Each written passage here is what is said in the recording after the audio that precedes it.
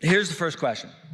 Some of today's popular software solutions are enterprise, while many others are smaller, more limited purpose tools. In terms of the trends in software and tech, what are we likely to see more of in the next few years? And I'd love to throw it to you, Jess, to start it off. I think we're definitely trending more towards specialty softwares that do what they are designed for really well. For us, an example of that is Design Files, which is totally focused on interior design and is just a great software for us. So I think we're trending further away from the platforms and having these piecemeal solutions really talk to each other a lot better. I totally agree, and I was very hopeful and I guess inspired yesterday when was it Vangen from Builder Trend had mentioned it sounded like they were going more towards the ecosystem route where they would have more API connections or whatever they end up being called. Because yeah, I mean, even with we're not Builder Trend, we're Co-Construct. We know we'll eventually become Builder Trend since Builder Trend owns Co-Construct, but there are even portions of Co-Construct that, and we've been using that for over 10 years, and there are portions of that we don't use because we use either something we've created or some other specialty software. So hopefully with the changes that he had mentioned, that will become even more so, and the specialty providers can do what they do even better. So I agree. It's going to be more of the specialty softwares, but I think what we're starting to see is some of those legacy systems, like older softwares, one of the the more original ones that don't have the ability to connect via APIs with other softwares. Now that I live in the software world, I start to understand a little bit more about how when you create a software for an industry, you really need to understand your buyer. And being a contractor, I'm like, I understand my buyer really well. But it's when you start to dive in and figure out that our industry in particular scares a lot of tech companies because it's so fragmented. You can think of all the verticals and like, oh, focus on this. But in each vertical, there's like sub-verticals. You have general contractors. Well, you have general contractors that are small. You got general contractors that are big. You have enterprise general contractors. You have interior designers that maybe do some of the things very similarly to an architect. Maybe some of the architects really do more things like the design builds. So you really start to get real muddy. So I think some of the very specific piecemeal, types of software, I think we'll start to see maybe some of those larger platforms starting to buy up. Ones that can integrate really well with those softwares will start to buy up the little guys. So you may start to see some of your favorite software getting utilized and leveraged in other software, but definitely find the niche software and figure out how it can work best for your business. A lot of these smaller startup companies are going to get bought up. They're going to get integrated. I would also say that to think about a company like Microsoft or Google in your tech stack, they are really expanding what they're able to do and what we're able to manage through them. So I do think, you put the horizon as I think a couple of years.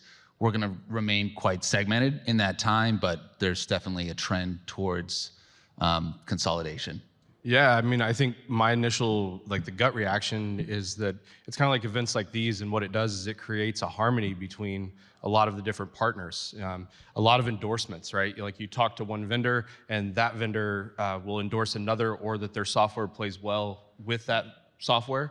So from where I'm sitting and seeing the trends over the last 5 years or so, I think that what you're going to see is a lot of partnerships forming where one company that may not necessarily they have competing software, but you wouldn't put and tie those solutions together. You have like an Active Prospect and Rilla partnering up and having fun with each other, like the Think Unlimited's having fun and tying everything together. Those types of things are exciting because it provides a all-encompassing solution as opposed to a piecemeal of like, this is a great solution for this thing, but then I want to use this. I think you're going to see the emerging of consolidation for sure. Of different platforms, but the merging of ones that are going to provide a broader solution where you're not having to go to like 7 or 8 different tech stack items to be able to get what you want.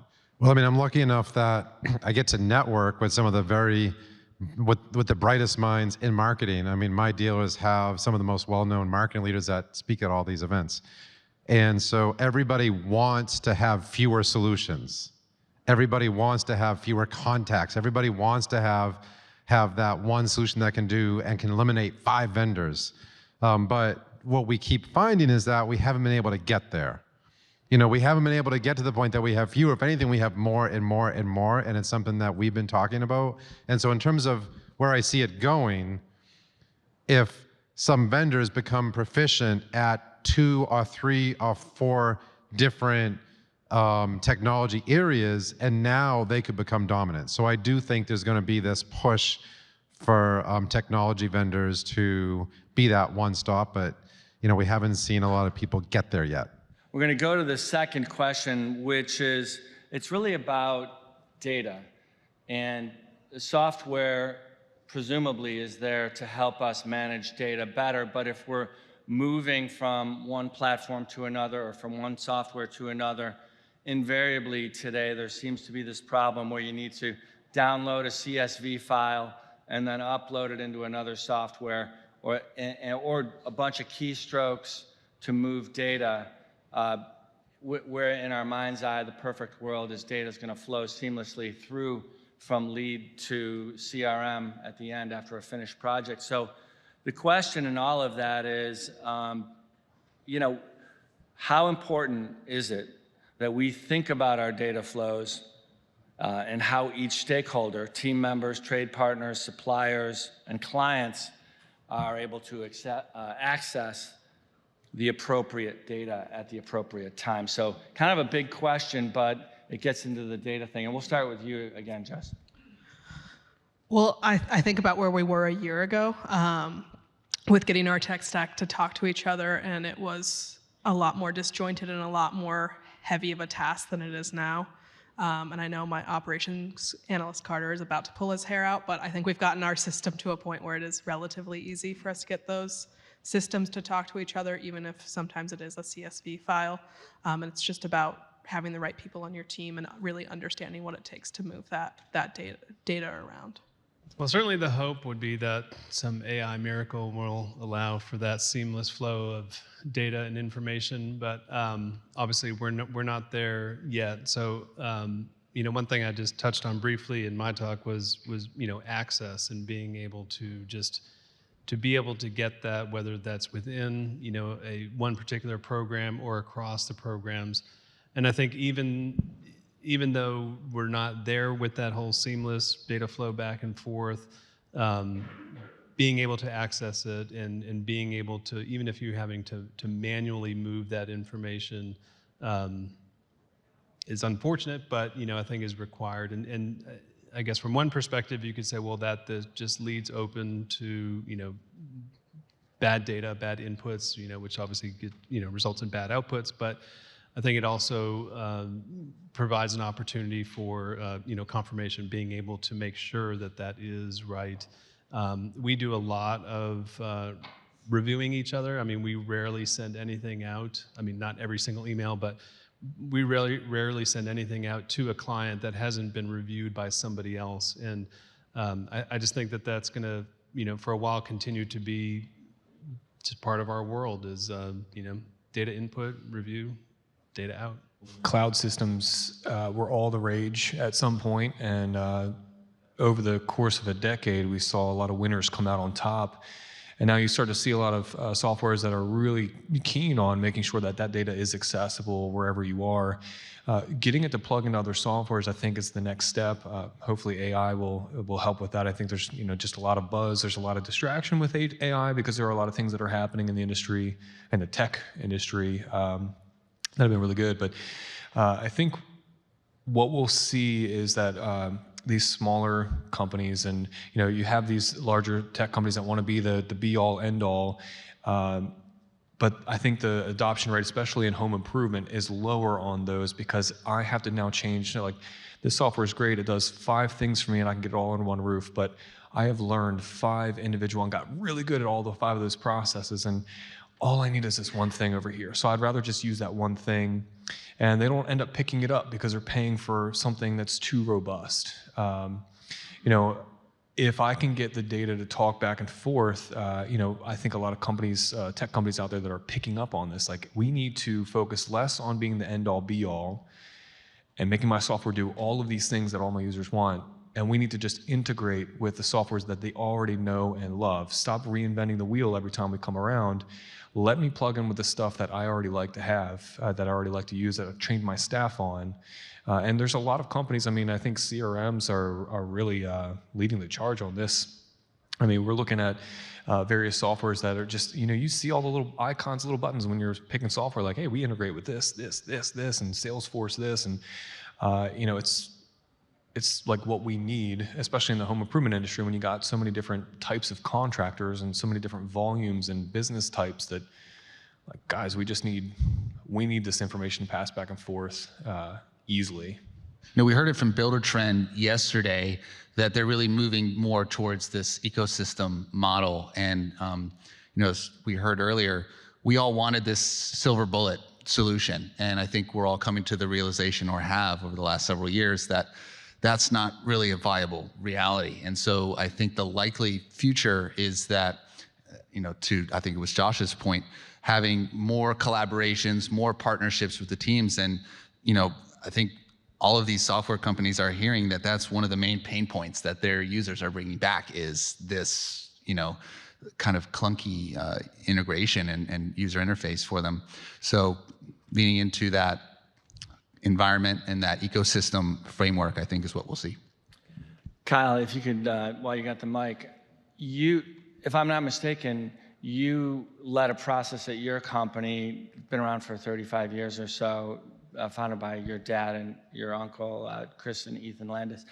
But you looked at data, did you not, and kind of study how you guys manage data at your company, or am I misremembering that? Yeah, so it was about 3 or 4 years ago. We really didn't have a database system. We had all of these different siloed databases that weren't integrated at all. So I built kind of the precursor of what Jess and her team have transformed into something completely different, but a database system for some of our core project information.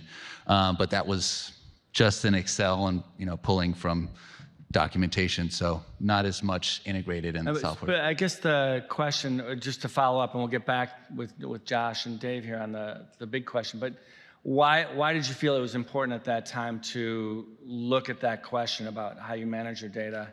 Like, what was important? What did you think was being lost or not protected or whatever? Yeah, absolutely. I think what we're all looking for is a holistic, accurate 30,000-foot view of our businesses, and that we can take information from different parts of our business and compare it to each other, and not have sales information completely separated from the accounting information, from the project management information, because we get the most rich insight out of being able to cross-compare these different data points. They really get more definition to the picture that we're all trying to get to lead our businesses by. So I think that was what we were really striving for, is how to build a better system to get those insights, that data to us.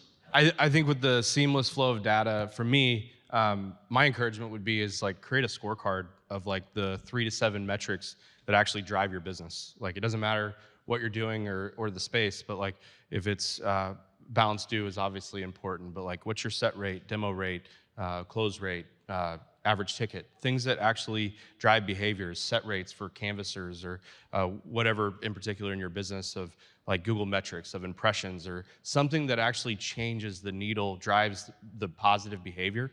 If you get a smaller list together, my encouragement would be to be obsessive about getting the data that you need from those things. Like, it's nice to be able to, I think AJ said, track everything, right? Everybody wants to track everything. It's impossible to track everything well, but it's very feasible to pick things that actually drive positive behavior in your business and to track and make sure that above everything else that those metrics are being tracked.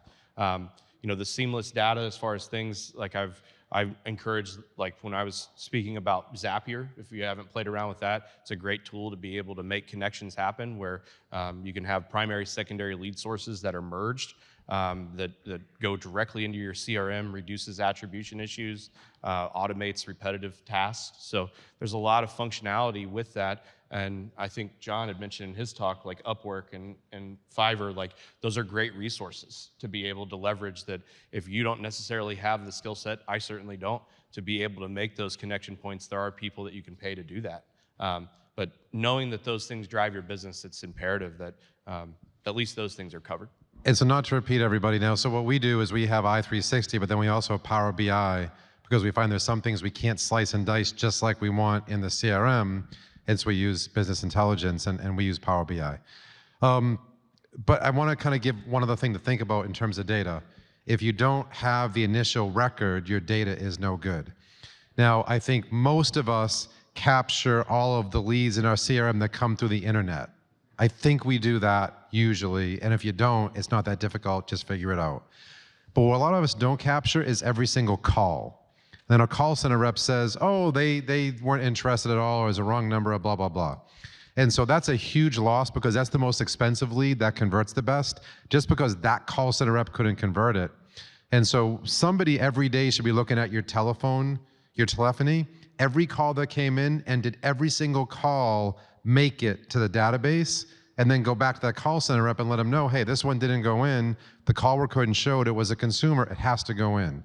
So to me, I would be thinking about making sure every single initial lead, initial call, initial associate makes it in and is sourced correctly.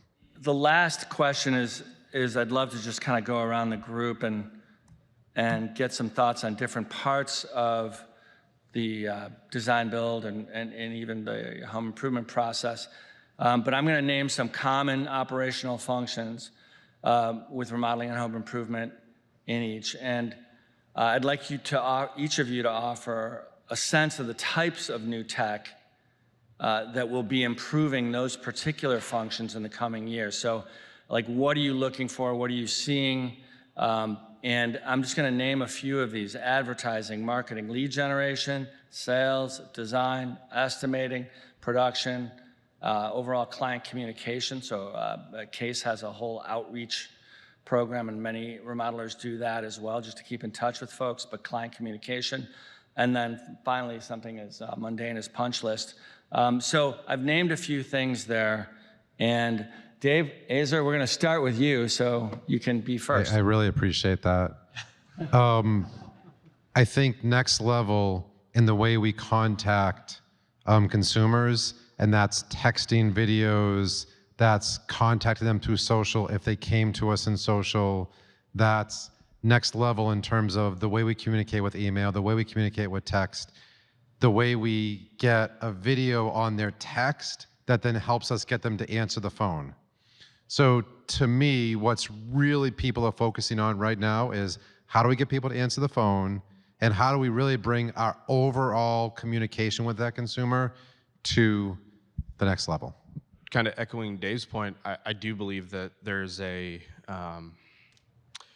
definitely a change in the environment. Like, I think there's always been a push to try to meet people where they are, like text, email, phone call. But I feel like now people, it's almost an expectation that we know how that they want to communicate.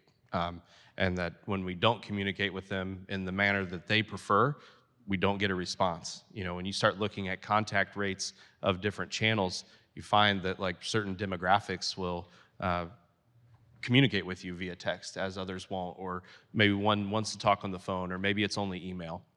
And so understanding the consumer better, you know, I think one of the ways that we do that, and I think that we'll continue to do that, is just by understanding the zip codes and the people that we do sell, what their propensity is to sell, and understand that targeting marketing for us is really making sure that we're partnering with the right people to give us the type of segmentation data that we need to be able to make intelligent decisions about the people that we're serving ads to, and then potential customers that either are in the very top end of the funnel that we would like to move a little bit further down the funnel before they get some more targeted industry-specific messaging from us. So I think there's going to be a big change over the next couple of years of what the tech stack looks like to be able to meet people where they are. Like maybe it's you get a new phone and you sign a consent form that I would rather be texted than called. I don't know. I mean, I feel like that's where it's moving. So just to sum up, you're looking at ways the client-facing aspects of software are really what's most important and what you're looking for. Yeah, I mean, I mean, you want to meet the people, you want to know that this is my ideal consumer, but I think it's well beyond that. It's not just like, I have a typified personality that these are the people that like to interact with my company, but that they're everybody that I'm interacting with, I have an opportunity to be able to convert those people into lifetime customers, if I have the ability to reach them how they would like to be reached. And really, it's a matter of timing, right? I mean, so much of it is that maybe I'm calling, but they'd rather text, and AJ's company is texting at the same time, and they're responding to him while I'm trying to call. I mean, I think it's a big consideration.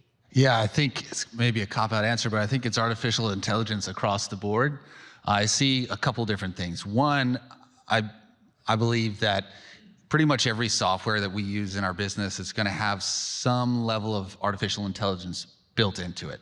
Might not take over the software, but it's going to be an element of different parts of it that's going to improve the process or change the process that software is helping to manage for you.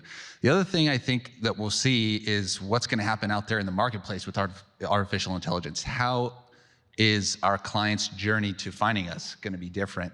We're so much of how folks find us is online, searching us up on the internet, and I definitely see that between Google and the kind of traditional search engines, how is artificial intelligence going to kind of change the way those search engines are working, as well as the Siri, the voice assistant function, right? I think when you can get an integration of that voice assistant with the artificial intelligence that's functioning as a kind of a replacement for the search engines that we've been using, it's going to really change how people are researching, finding out information, getting information, and interacting with our companies. Going back to the segments of that we are seeing technology improve for home improvement. I mean, we've seen, I think, a lot of processes evolve naturally, especially in production.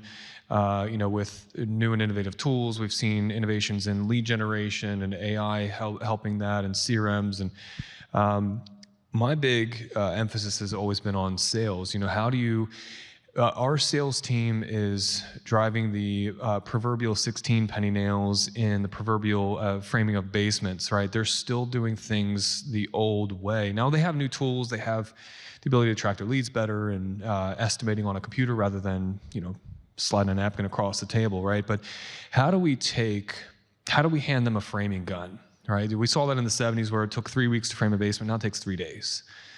Because of innovation, because of a brand new way of doing something. So for us, it's like, okay, how can we leverage technology, help us take a 4-hour sales timeline from going out and visiting a job, coming back, getting the design put into my CAD software. I mean, we have 4 hours there that literally we cannot become more efficient in that unless we just keep practicing, and then you're still only getting another 10, 15% out of experience from a person. I think what we saw in 2020, and I spoke on this earlier, that our buyer is changing. Millennials are taking over, whether you like it or not. There's this swell of millennials buying homes. There's this swell of millennials running businesses, and we all want the convenience. And so when we match the two up, with figuring out okay, if we can sell a job remotely, if we don't have the drive time, well, you start looking at what are the, it was the space shuttle, I think around the Challenger times when they were painting the entire vessel white, and they had engineers that we gotta make it lighter. They're like, well, you start looking at specific things that you can say, okay, I can shave this off, right? So they stopped painting it white. That's why you see the big red booster, is because it was just rusty metal. They weren't painting it white. They saved 600 pounds in paint. So we start looking at things like that. What can we shave off? Well, how can we shave off drive time for our sales guys? That's 3 hours. It's an hour there, hour driving out, hour in the appointment, hour driving back. How can we shave that down to 5 minutes? And I think what you'll start seeing is that, I can talk all day about remote engagement and how we can be, the DoorDash for the remodeling industry. But for us, it was just finding a particular portion of my remodeling business that I could say, you know what, I can trim that. I don't need that. And finding a new way to do it with technology.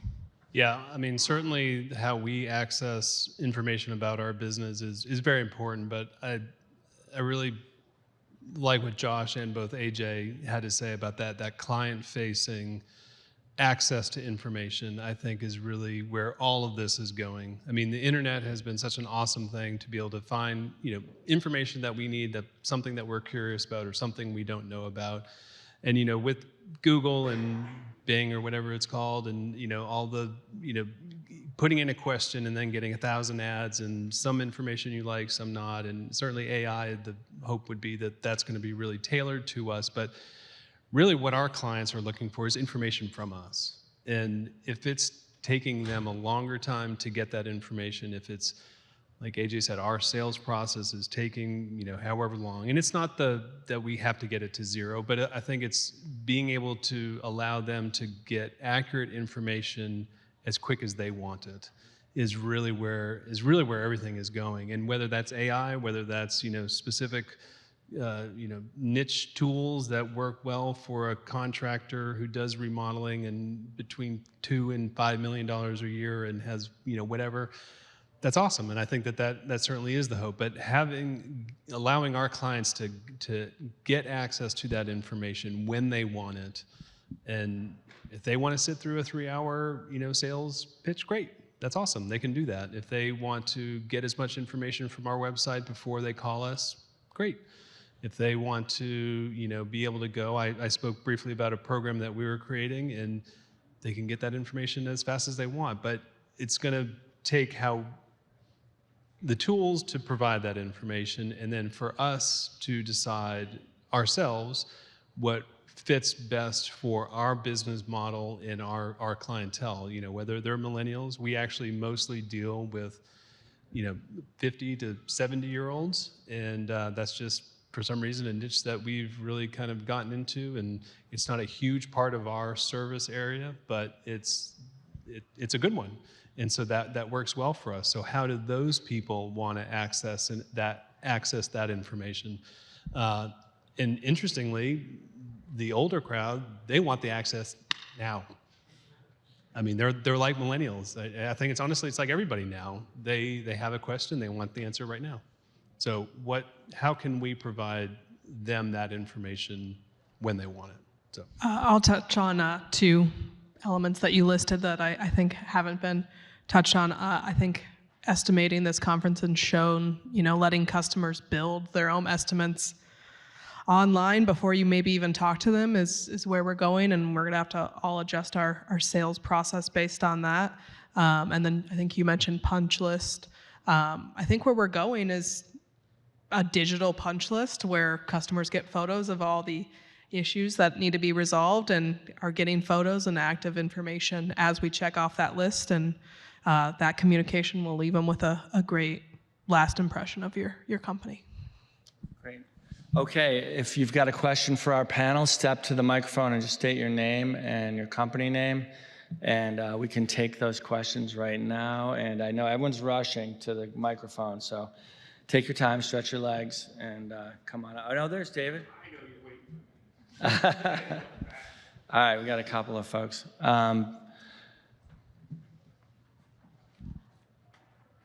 Hello, my name is David Merrick, and I'm with Merrick Design and Building, Kensington, Maryland. We've talked about all these great software options and great ways to do it, but it all starts someplace on a foundation, and that's, for me, is Microsoft 365, but we've got Apple out there and Google and Microsoft. So as a platform to start with, if you don't have a rock solid base, it's not going to work. And I want to thank Landis because they helped us. We got to a point where our 365 environment stopped working and people couldn't log in anymore. So if your base of all this isn't working, then none of the other stuff is going to work either. But is there a future for Apple, and are people taking full advantage of what Microsoft has to offer in the products that are there? And when we start talking about APIs and connecting things, are there basic things in Microsoft like Outlook that I want to use Outlook? I don't want to use another email program. I think I got your question. Let me try to say it back to you, and then we'll throw it to the group. It's how far can these suites or platforms take a remodeling company. Would you say that's a fair question you want to ask? Yeah, and I think, before you start looking at, and maybe this isn't a question, but before you start looking at solutions, you should look at what's free first, and does that work? So what are your thoughts on that? This question about suites, you addressed suites, and it took you guys pretty far, it sounds like, John. And there is a lot for free, and there's more of it is really good. So go ahead. Yeah. Yeah, so we talked about the suites, and I agree. I mean, we're Google-based, and I was honestly a little bit surprised, and this was more yesterday, I heard a little bit more today, how Microsoft seems to be the more preferred way of going. We're Google-based. I mean, we love Google. Everybody seems to have Gmail, and there's a lot of good compatibility, but it really is, whether it's 365 or Google, that really is the core of our business, and I don't think that will change. I think even hearing from the case guys yesterday that they've gotten into that even higher level, whether it was Microsoft, Enigma, or something. But I think that having that kind of core, office suite that then can, share information with other things, like it totally ties into our CRM. We happen to use HubSpot, and there's a great connection there, as well as with other programs that we're using. So I don't think that's going away. Whether Apple ends up doing something similar, I mean, they kind of have a little bit of their own thing, and they seem to be very protective of their ecosystem. So I don't know. Maybe there will be kind of cross stuff between those. Pass the question over to our next guy. Thank you. I'm Mackenzie with Joma Construction. Hey, John. You guys seem to be doing a lot of what we do, which is a lot of research on platforms. And we had mentioned a platform that we began using, and it sort of failed for us. And that was a KPI reporting platform. I'm wondering if any of y'all are using a good KPI reporting platform that does integrate with your current systems, that gives you that 30,000-foot view. And if so, what is that platform? And so, I mean, again, if you need more than your CRM can get you, the business intelligence company. So, I mean, we use Power BI, there's Click, there's Domo. And so if I was in your shoes, I would just research that. I would research what Power BI does. I would research what Domo does. I would research what Click does, and see if you want to go that direction. Yeah, I searched Power BI as soon as you said that, because that sounded promising. Thank you. We use Power BI as well. Nice. I mean, to me, it's just a matter of where your business is at, and it's kind of like the encouragement before is like, if you're at a stage where you're not successfully interacting with your customer in the journey, then I would strongly encourage looking outside of that. But if you feel like you have your bases covered, then that's different. So it's a lot about like where you are and where you're growing and where you want to be, and whether you would leverage technology. But we use Power BI successfully, and it allows us to get the data that we want. But that's what we needed. So I think it's really unique to the business itself. Any other thoughts on that question? We have one more question from Mr. Bill Milholland. Hey, Patrick, you and I were at a conference a couple of weeks ago, and my recollection is I think the firm was Systems Pavers, big company out west.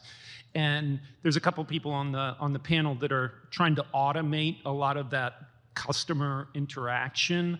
And he told a story of they were just acquired. They spent millions of dollars developing a sort of a self-designed, self-cost, self-contract application, and nobody bought it, that they would play with it and then call the number because they wanted to talk to a human.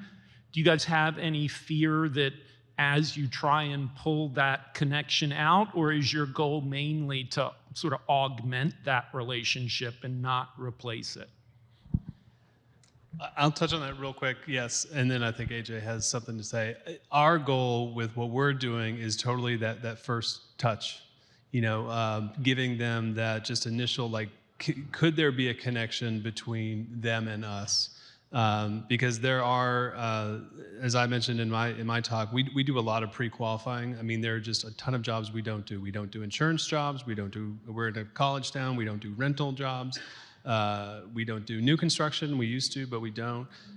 So we want to make sure that they're all those things. And if we can provide a tool online that they can find that out quick, then that saves them not calling us. That saves us not having to, go through and put them into all of our systems, and maybe saves us not having to go out to their house. So yes, it's certainly not replacing a huge part of our process. It's just helping out with that initial, do we make a match? So. Yeah, Tony Fadell invented the iPod about 10 years prior to that technology shaking up the entire music industry.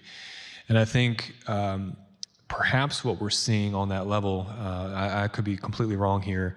I'm always trying to think of how do I set my business up for how things are going to look in 10 years, 20 years from now. And I do think that we are going to have more of a self-service type of need in our industry because our buyer is changing. Our buyer is getting younger. And ultimately, Tony Fadell got a job with Steve Jobs, and he offered him a platform that said, hey, we're going to revolutionize music. We're going to put it all on the iPod. And now we have iPhones and all that. So it's about hitting the market at the right time, too. So you have to make sure that your buyers are ready for what you're selling.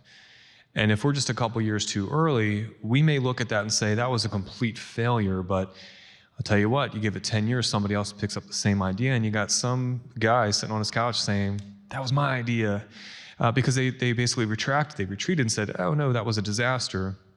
But I think the one thing that we as remodelers need to always be keen on is how are things going to look 10 years from now? Because if I'm going to grow my business, if I'm going to be in business in 10 years, I want to make sure that I'm the company that can service my clients 10 years from now. And again, if they're all millennials and millennials are craving convenience, how are millennials buying things? What are their buying habits? Because yes, to your point, we service a lot of boomers and later stage like Gen X, and they're a big part of our business, but we're starting to see more and more millennials buying, and they do like the more convenient. They don't want to spend 3 hours in their home having us, go through the whole presentation. They're like, oh no, email me. I'll look at it. So I think the more we can position ourselves better for the future buyer, the more success I think that several companies will have when they're positioned that way. I think as we automate more of the process and have less contact with our customers in theory, that contact that we do have becomes so much more important. And the buyers, as they're changing, they really care about the story of the company and how you show up for them, how you listen to them. And there's a lot of things that I'm a millennial, I'm for convenience. We work in people's homes, and that is part of their heart. So I don't think we can ever automate the entire process, and it's still very important how we show up for them. Great questions, guys. Let's leave it there for now, and let's give our panel a round of applause for